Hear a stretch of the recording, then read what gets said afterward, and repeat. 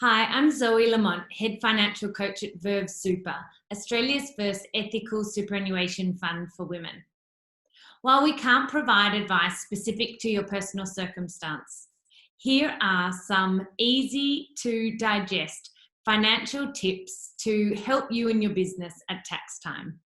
Excitingly, I have with me today the fabulous Emma Bowdler from The Women's Accountant, who's here to do a Q&A about approaching tax time.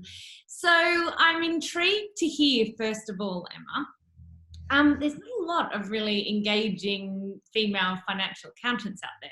Why did you choose to become an accountant? Hi, Zoe. Thanks so much for having me. You're right. Accountants, I guess the stereotypical accountant is old, boring, and typically middle-aged. And that's what I trained in with those types of people. So you're right, that is what it looks like. But accounting is something that I certainly didn't ever do at school. I actually wanted to be a builder and then an architect and then a police officer, and then here I am in accounting. So back in 2006, I actually found myself as a single mum to two little girls, and I was working full time at that stage. And if you've got children, you know that they are expensive. So it was a time in my life where I really had to kind of step back and think about, well, what could I do and how could I provide for my children? So I threw myself into an external degree at USQ while working full time. It took me 6 years, and now I am a registered tax agent and accountant living in Toowoomba, Queensland. So I've been in public practice since 2006, and typically the Women's Accountant speaks for itself. I work specifically with women in business, in small business, who are wanting to do their own thing. Great. Well, we have lots of questions for you. And of course, while we can't, give anyone specific financial advice, for people's personal circumstances, I know that you are fabulously articulate at sharing a lot of educational tips that we can put in our lifelong learning pockets. So we're really excited about what you have to share with us. So thank you for joining us. Now, first of all, so obviously acknowledging that we're in trying times at the moment for many, many businesses, and we'll dive into some of the specifics around, coronavirus support shortly. But let's start maybe more broadly as we are approaching tax time. What are some of the key things that you wish clients did pre-30 June to, of course, ensure that lodging their tax return is not a really stressful activity, but also that you get the best and most accurate tax result when they do lodge? Great question, Zoe. I get this all the time, actually. What do I take to my tax appointment? I think the first place that everybody can probably start is if you have had a tax return prepared by an accountant or tax agent in the prior year. I would actually take a look at that and have a look where the accountant has put different items. You can use that as a bit of a checklist to be able to go, okay, yes, I've got PAYG summaries. Yes, I've got dividends. And collate all of that information in a way that's quickly and easily obtainable, and that your accountant can cross-check it.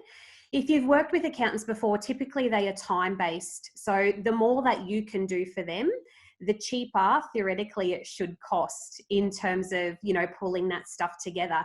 When we look at deductions, we always need to ask ourselves, is there a clear nexus between the deduction and the income producing activity? So if you are a chef, you might have a specific set of knives that, you will only use in the kitchen, and therefore that makes those knives tax deductible. My advice to all of my clients is, if in doubt, keep it anyway. I would much rather go through those receipts at the end of the year and say yes or no, as opposed to potentially missing out on a deduction. So record keeping is just So record keeping is super important. The ATO audit everything these days. With the likes of single touch payroll and all of those things, you really can't hide anything. So, if you can keep records, often receipts fade. So, a simple little photo when you've purchased the item, pop them in a Dropbox that you can share with your accountant at the end of the year is a really good way. I've had people tell me that they keep their receipts in the freezer. Apparently it doesn't fade them. So yeah, there's all kinds of ways, but definitely, if snap a photo, pop it in your Dropbox or your Google Drive, share that with your accountant, and then come the end of the year, everything's there. And also, if you are using accounting software, it's so great now. The apps that say, Xero and the other accounting softwares come with now, that you can just, literally take a photo when you're at the petrol station or whatever and upload it in there. And there's other apps, even if you aren't using comprehensive accounting software, isn't there, that you can? Yeah, there is. There's actually one from the ATO, I think. I think there's like an ATO deductions one, which you can keep track of kilometres for the car and all of those types of things. Xero just recently have got an integration with HubDoc to be able to do that for those, small business owners. I do know Receipt Bank is really, really popular as well. And that's really great if you can be taking the photos of those things. If your accountant has a query at the end of the year and they can see within your Xero software or whatever the software might be, that transaction relates to insurance, they can actually just click on that and pull up the whole document and be able to pull the business portions of things that they need to. Yeah, great. And so we've got a lot of members in startup phase particularly. Is there anything for those, in startup phase, maybe you don't have a prior year's business tax return, or you've got a few different new or one-off startup costs or anything, are there any tips you have for those starting out rather than the more established businesses? Absolutely. Look, Excel is a great way to keep track of expenses.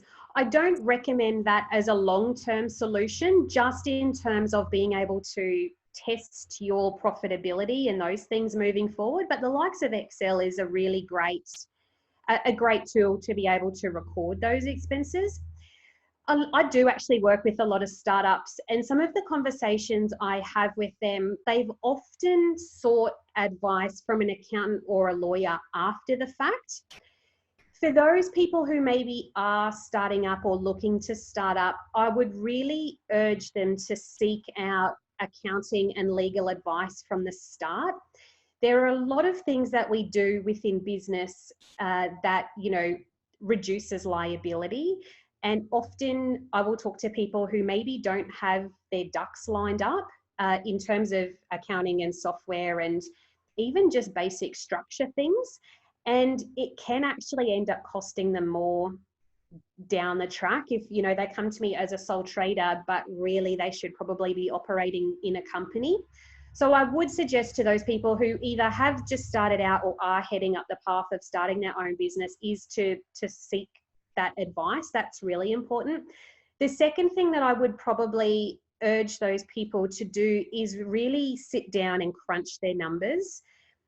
You will never work harder working for yourself than you will work for somebody else. And I'm sure, Zoe, you've been in that space as well. So you will know it's not an 8 to 5 job. You will take work home. There will be extra things you need to do. So really sit down and be honest with yourself. Ask yourself, what do you want your business to look like?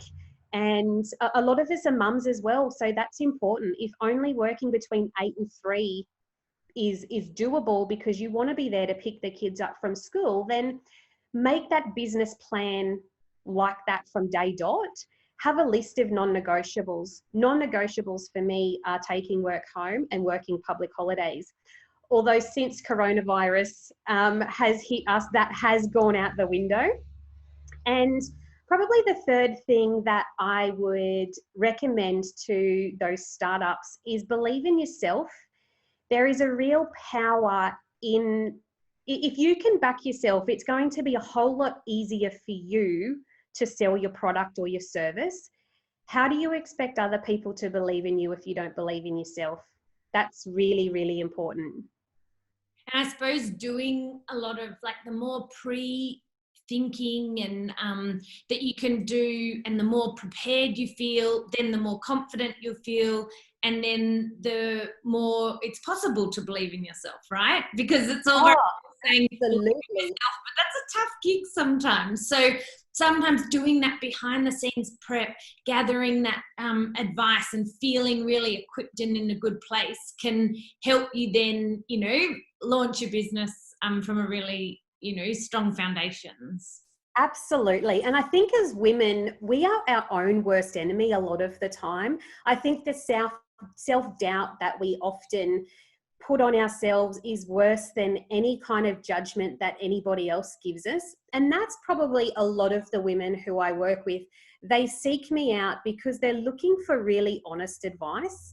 I've had women sit in my office in tears saying, I've been to see this accountant and they're making me feel stupid, or I don't feel like I can ask that question because they don't really understand me.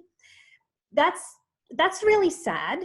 That if your advisors don't have faith in your ability to get this off the ground, then, how does that make you feel? Look, having said that, I've had people in my office who, they have done a business plan, but when we've actually sat and crunched the numbers, it's really not viable and they're not making any money. And so we sit back and we go, okay, how can we make this work? What tweaks can we do to make sure that our business is serving the lifestyle that we want to live? Yeah, awesome question to ask. And awesome to know that sometimes you have to start to learn, to take some of those learnings, to make those pivots, to take out the not so profitable parts of your business and, put more attention on the more profitable parts, maybe that you didn't anticipate. But so that's a really great, thing to acknowledge as well, that it's a work in progress business, right? Like it's a constant dynamic, even our business plans, our cash flow forecasts, it's all dynamic. And the more you can, dip in and out of it, the more even things like tax time doesn't come as a big surprise because we're on top of our numbers, right? That's important. I do often see a lot of people, again, in the startup phase, their business is actually going fantastic and they're making a whole lot more money than they thought they would to start with. But the downside of that is a lot of them haven't saved for tax. And, people have a funny relationship with tax. They think, oh, I don't want to part with my money. And, this is, I've worked so hard. It's my money. I should be able to do with what I like. And to a certain degree, I do actually agree with that. But the fact of the matter is paying tax is actually a good thing because it means you're making money. I would rather you come to me going, I've got all of this money. This is my profit. What can we do to mitigate, put some tax strategies in place rather than coming to me and going, holy shit, I've lost 50 grand this year. What do I do? So, you really need to think about it. It is a profit making exercise. Nobody goes into business to lose money. Yeah, some people do, but it's just one of those things that, if you can get that right from day one, it will change your entire outlook on business. Yeah, I've had lots of conversations in different business groups over time around changing the conversation from, complaining about tax bills to celebrating that finally I've got a tax bill. I've made it, guys. It's so true. It truly is so true. And yeah, that's just the reality. If you're paying tax, you're making money. And that's a good thing for any business owner. Great. So now acknowledging that at the moment you may have been on a bit of a roll and, your business might have been going really well. And then, coronavirus has come in and is infecting, people all around the world. So I know that you are supporting a lot of your clients and community through, how to navigate the different business support available. What's I suppose, if you're experiencing it, what's the best first step to, you know, to start to even navigate, you know, to find what's available for you? And Absolutely. So, you know, that there are loads of different options. The stimulus package that the government has put out is like no stimulus package we've ever seen before. As I said, I've been doing this since 2006, and the last really big package was the floods in 2012. So they have obviously, you know, the keywords are job seeker, which is administered through Centrelink, and there is the job keeper, and that's the big one that a lot of our small business clients are entitled to. So with that one, if you can show that you've had a 30% reduction in turnover for 1 month compared to, you know, previous periods. So if we were looking at May 2020, we would be comparing that to May 2019. If we can show that there is a drop in income there, we are able to claim that job seeker. Now, there are certain rules around that, so please make sure that you do get the right advice in relation to that. So that's the big one. That's what I'm working with a lot of my clients with around the moment. Please get the right advice. You know, I have had in forums, in accounting forums and business forums, like you said, Zoe, that, you know, people are inadvertently doing things incorrectly and calculating that. As I mentioned before, the ATO audit hard. You know, for every dollar that the ATO put towards audit, they get $4 back. So when you are doing those projections and those calculations, my advice to my clients is to really be conservative in your estimates. Because if, you know, you are deemed to have done the wrong thing or incorrectly calculated, the fact of the matter is you may need to pay it back. So just be careful when you are doing those. There are some calculators on my website that you can use and your members are welcome to use. So, you know, check those out. ATO website is great for information in relation to that. Obviously, reach out to your own individual tax agents. If you are a Facebook user, I do actually have a group that has grown astronomically in the last 6 weeks called Kick-Ass Women Doing Business. And every day I have been doing a live update in there about different stimulus packages and how it might apply to certain types of businesses, and really taking out the fluff and the BS that's put into the legislation and put it into terms that people can really understand.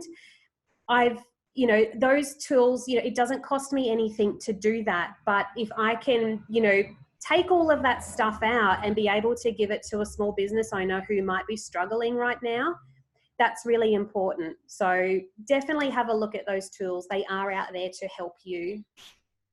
Great. And yeah, Verve also is putting together a bit of a hub, so we could even put a link to that forum, and with a lot of easy to navigate materials. So what are some of the most common questions you're being asked in your community around you know, the impacts of coronavirus on people's businesses? Sure, great question. You know, as a women's accountant, obviously I deal with lots of female-led industries. So our beauty, our hairdressers, all of those sectors that, you know, really have been completely closed down. Lots of cafes, lots of personal trainers and lots of gyms. And the way that the government have, I guess, approached this is that they're putting those businesses into hibernation mode. Now, hibernation, you know, it might be good in theory, but as a business owner, you can't hibernate. Yeah, you might look to hibernate because your doors are shut and you're not seeing clients one-on-one, but it's a really great opportunity for people within those industries just to really step back and focus on working on their business rather than working in their business. Quite often, you know, if you are a beauty therapist, you might be working on your own, or you might be having some staff. It might be a time to go, okay, how do we come back bigger and better? How do we change our focus. Look, that has worked for me in the past. How can I make it better in the future? Or, you know what, that service is not actually profitable. Let's scrap that when we reopen. So they're the conversations that I have with businesses is around what can they do? Yes, our trading has changed, but what can we do to come back bigger and stronger? I love that you've said that, because I've definitely been inspired by a few of my friends in events and hospitality who have been doing just that. They're like, oh my gosh, we're using this, like, yeah, it's not good, but we're using this as like this downtime to come up with all these ideas, because we've got headspace, and it can be exciting with the right attitude, right? Absolutely. And I think that, I've seen some incredible collaborations come out of this. Like, businesses who would never normally work together are now working together. Even the accounting industry, I'm in a group on Facebook with 1,500 other accountants across Australia. And normally that doesn't happen. It just doesn't happen in our industry. We close guard our clients and our resources because it's, that knowledge is power to us. But it has been really, really great to be able to network with those other people and go, hey, I've built this really great tool, feel free to use it for your clients. So, a lot of, as absolutely devastating as it is for a lot of people, it's actually been a really great opportunity for people to connect and reconnect. And I think I've certainly seen that in my community. We've been locked at home for 6 weeks now, not being able to do anything. But, there's families that are out walking, and our park has never been busier, just with children on bikes and really getting back to the basics of what life is about. Mm.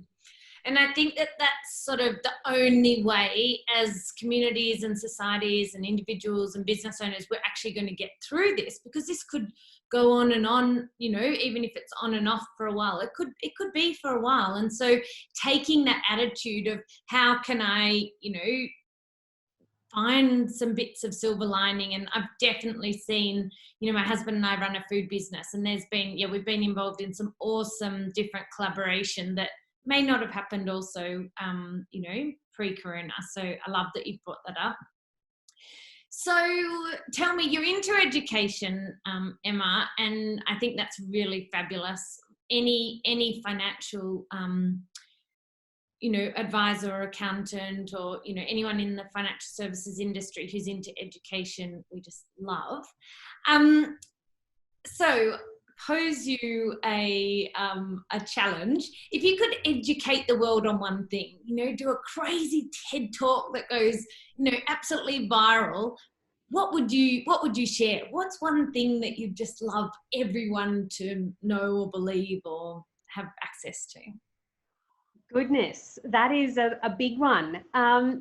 Look, I think for me, education is important to me, and financial stability for women is important for me. But I think, if I were posed with that question, it would probably be around success and what does success look like for you?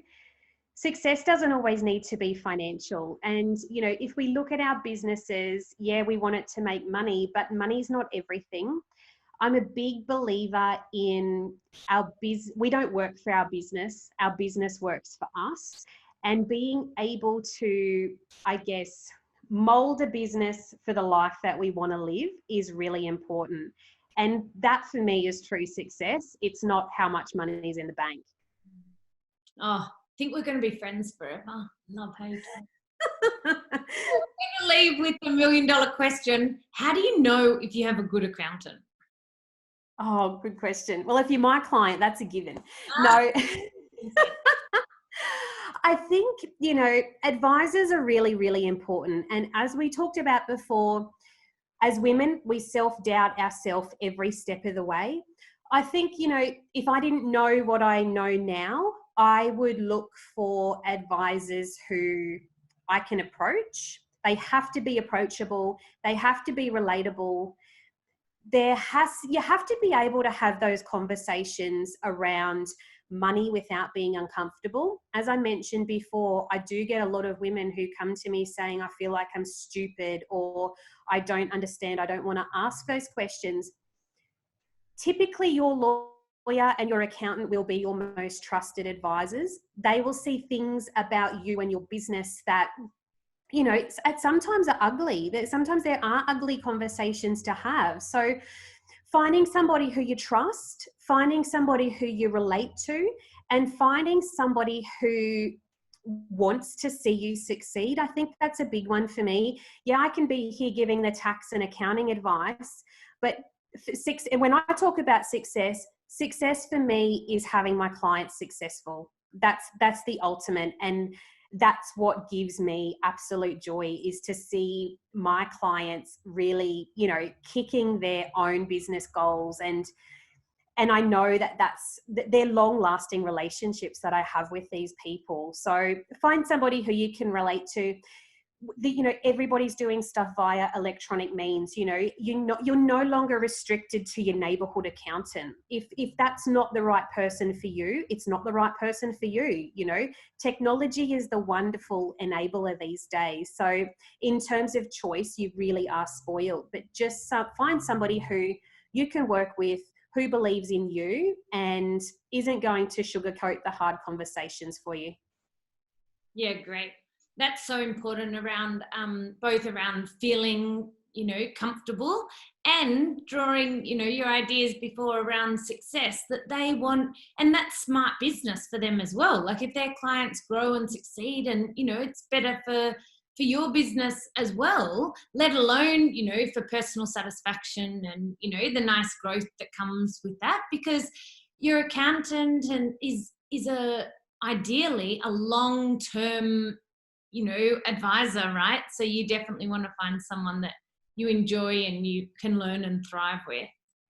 Absolutely. We've actually got, so my husband's an accountant as well, and he has got the same client base that he's had for 25 years. So that's how long that, you know, it's a long-term thing. It's not just a duck in and duck out. Like there is strategy around what we're going to build. So definitely find somebody you can trust and you can put your faith into. Yeah, great. Well, thank you so much, Emma, for your insights and your time. I know you're extraordinarily busy at the moment. And so we appreciate it so much. We'll put a heap of some of the different links that Emma's mentioned, and we wish you well with your record keeping. Happy tax time.